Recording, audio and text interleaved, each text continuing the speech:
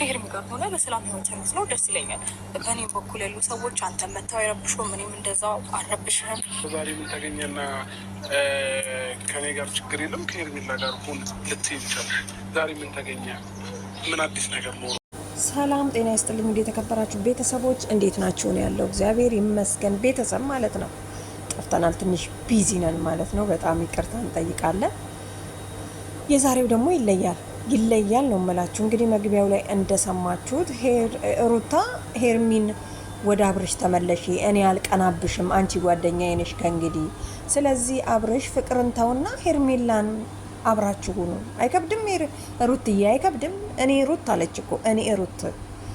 ስለዚህ የሆነ ነገር ታስቧል ያለው ነገር የሆነ ነገር ሳይታሰብማ አይቀርም።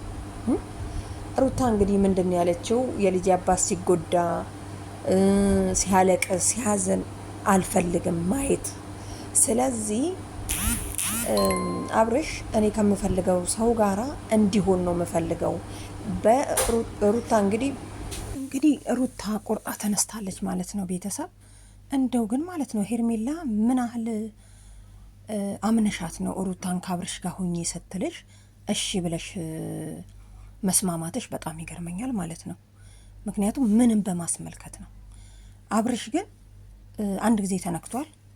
ምክንያቱም ሩታን ራሱ ምን ብታስቢ ነው በፊት እኔ ከሄርሜላ ጋር ልሁን ስል እምቢ ብለሽ አሁን የሆነ እቅድ ያረው ነገር ሲቀጥል ደግሞ ሄርሜላን ጠይቋታል ማለት ነው።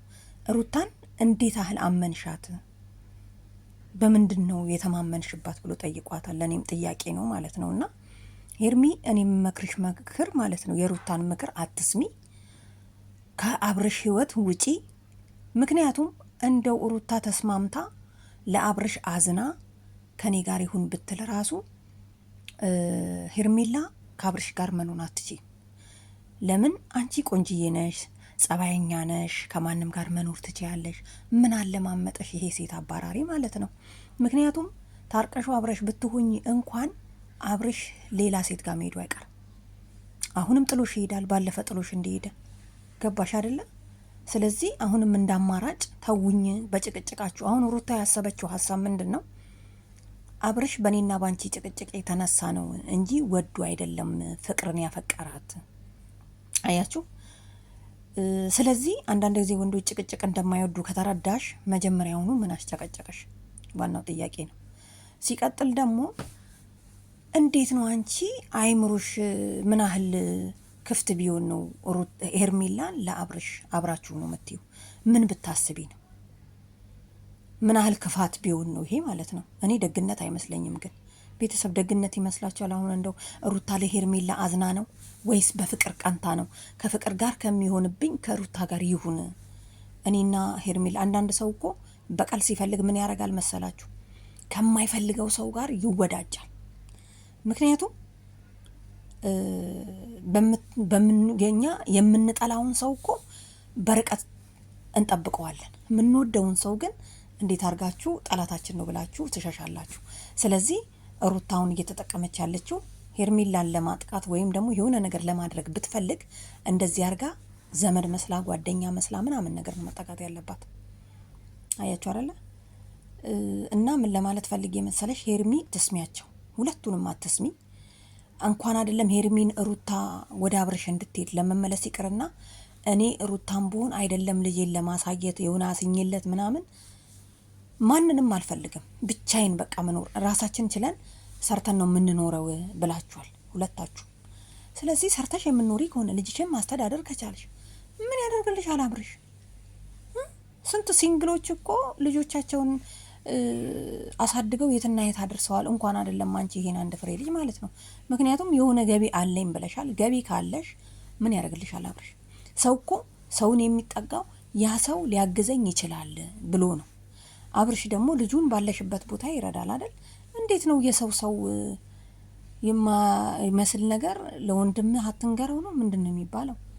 ስለዚህ አሁን ያመጣሽው ሀሳብ ትክክል አይደለም።